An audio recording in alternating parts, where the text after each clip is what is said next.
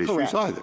We can simply say the question is whether just after the game, on the 50-yard line, the coach praying is sufficiently like the teacher praying between 9 and 9:15 in the morning that there is an Establishment Clause problem, and that is a legitimate reason for bringing in discipline when it's not followed.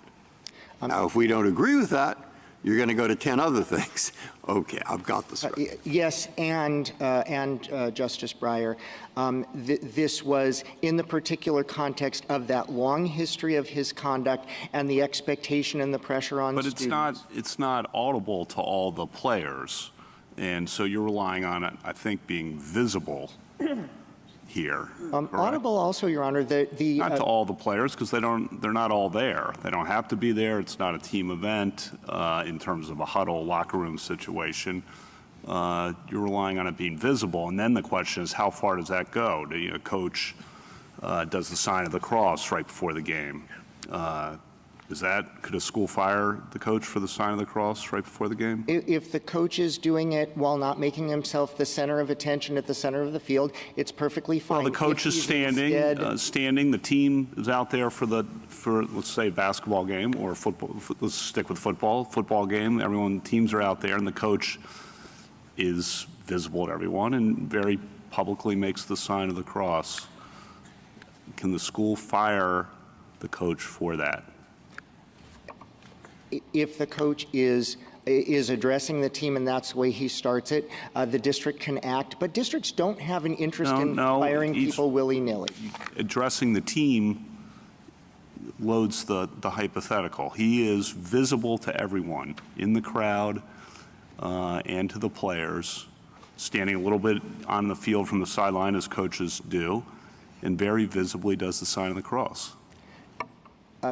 The reason that both Garcetti and Pickering involve flexibility is to take account of the line drawing here, and that one doesn't seem so hard if it is the coach not making himself the center of attention, not addressing the team.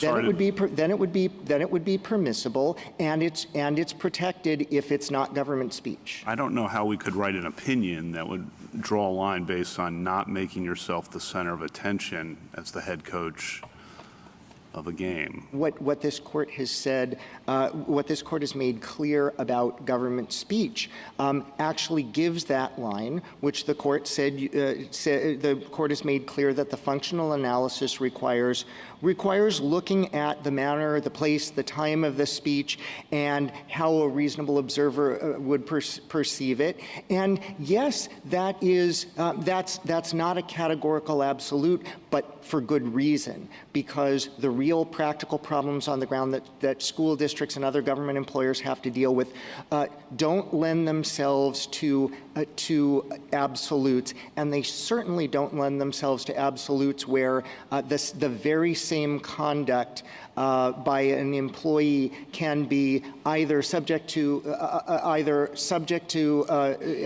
government speech or subject to balancing if it's political, but is sort of categorically private and protected by strict scrutiny if it's religious. So